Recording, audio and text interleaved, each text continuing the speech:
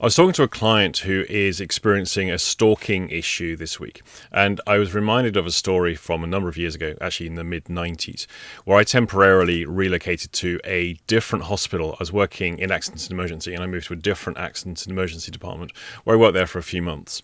It was a small regional hospital, lovely environment, exactly the same work as in Southampton, but on a much smaller scale. So it was a smaller department, and we had fewer regulars come in. Anyone who works in accidents and emergency will be familiar with what we call the frequent flyers, the munch, the regular attenders. And these are people who are not, some of them will be malingering, some of them will be attention seeking, some of them will be full-blown munchausens. And every hospital is afflicted by these frequent flyers, these regular attenders, and you get to see these guys pretty much every day. And it's just part and parcel of that particular work environment. In this particular regional hospital, there was no exception, and we had one guy who used to come in probably about 3 or 4 times a week, sometimes more frequently. Sometimes he'd come in several times a day, and he was fairly harmless. He seemed like a reasonably pleasant person to be around, but clearly somebody who had a lot of psychiatric emotional needs, it'd be fair to say. He didn't actually have any diagnosable mental illness as such. Now, I knew him from being around town. So I was in my mid-20s, early to mid-20s, something like that at the time. And I was a regular in the pubs and clubs around that tiny town. And I used to see him quite a lot in one of the particular clubs that I used to go to. And indeed, he and I had some mutual acquaintances in the social scene. So I had some familiarity with him both in the hospital but also outside of the hospital as well. And he was quite a regular, as I say, coming into the department. And he always seemed quite reasonable in his behaviour as well towards other people. Now, one day he came into the department and he was a little bit intoxicated and he was unduly aggressive.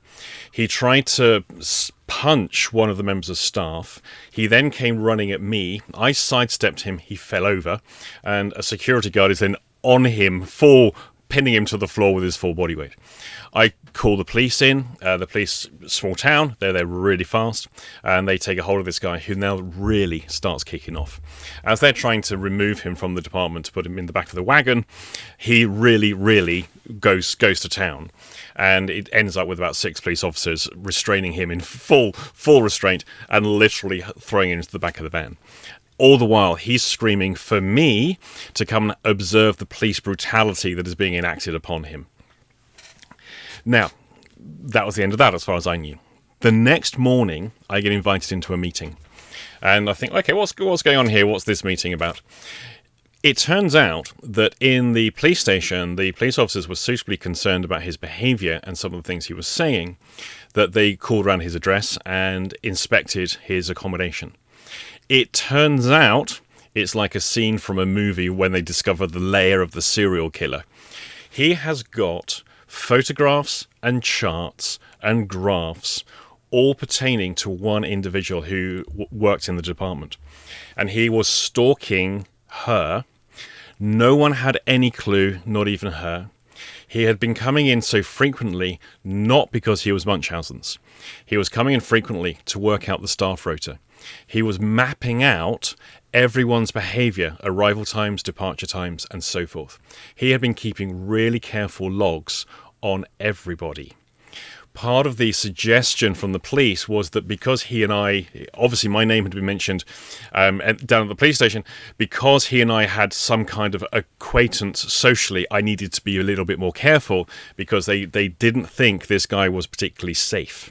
Now, the problem is, everything he has done so far, apart from kicking off in the department, isn't illegal. That data, that gathering of information, the stuff all up on the walls and all the rest of it, nothing illegal about that.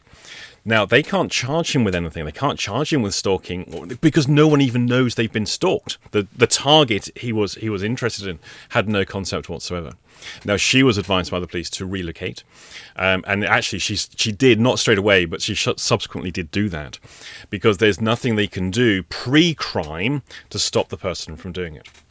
Now, this is quite disturbing, but it reveals quite an interesting dynamic about the stalker mentality. For so many people who are stalked, the stalking began way before the point of contact when the victim is aware of the stalking. So quite often, the stalker may well form a relationship or friendship with their target, and that friendship and relationship may go on for weeks, months, or even years prior to the stalking beginning. That person thinks this is an acquaintance, a friend, a colleague, someone they can even trust, and their friends and colleagues may even have a relationship with that stalker, potential stalker as well. Then something happens to change the dynamic, and then the stalking becomes apparent. And it appears, to all intents and purposes, the stalking began that particular day when things changed. It didn't. The stalking began a long time before, when everyone was playing along with the game because they were naive and didn't know what was happening. Now, this dynamic, in part, makes it so confusing and complicated for people to comprehend. So, if I've been in a relationship with somebody as a colleague, or in a romantic relationship, or as a friend, or as a neighbor, for years, something happens between us, and now I'm saying they're stalking me. To everyone who knows the pair of us, that's going to be a very difficult dynamic to understand. Now, of course, the stalker, being highly manipulative, usually will engage in character assassination on their target. And so now it looks like the target is the one with the problem who's making the fuss, and may even be held to be the responsible party for whatever has happened. Things may start to be dismissed as a clash of personalities, or you're just being paranoid. The victim is the one who is blamed and even accused of being the stalker themselves. Now, this is a really difficult thing for the general public to understand. Now, yesterday I saw a movie on Netflix around Stalker. It's called Greta, and it takes it to a little bit of a ridiculous extreme, and I've got to say, you have to really suspend, for the last half an hour of the movie, you've got to suspend all reality judgment, because no one behaves in any way that any normal human being would behave in the real world. But it does demonstrate so magnificently the principle of how the stalking can begin a long time before the stalking actually begins. The point when the person thinks we're friends, we're colleagues.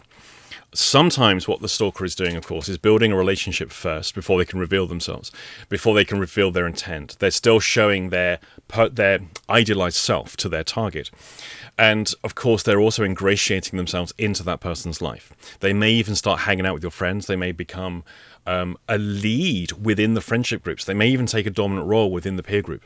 They may, along that way, start to express doubts or poison the well, basically, a little drop of poison here and there to start sowing the seeds that they will be reaping the reward of later on down the line, a long time later.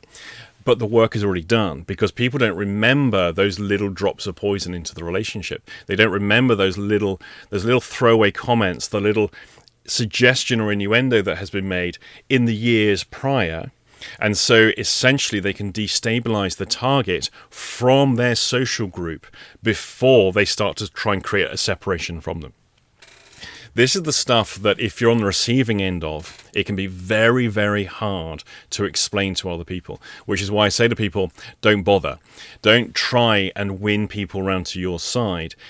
It is ineffective to do so. And what will start to happen is it actually starts to inflame more people's interest in getting involved, and people trying to be helpful, people being voyeuristic, and all the problems that are incumbent with other people as they get involved in something that's actually none of their business. But if they could just stop and leave it all alone, it would help tremendously. But people won't do that. They have to form the crowd and all get joined in. So that's all really. It was just this. I just wanted to just mention this notion that the stalking begins frequently a long time before anyone is aware there's a stalking issue. And that when now people start thinking, well, what went wrong? What did I do to trigger this person to start behaving in this way towards me? You didn't do anything. They were always going to be doing that, and it began months or weeks before that you were actually aware. So to start to try and understand the stalking behavior in terms of what did I do? You didn't do anything. You didn't need to. It was already going to happen regardless of how you behaved.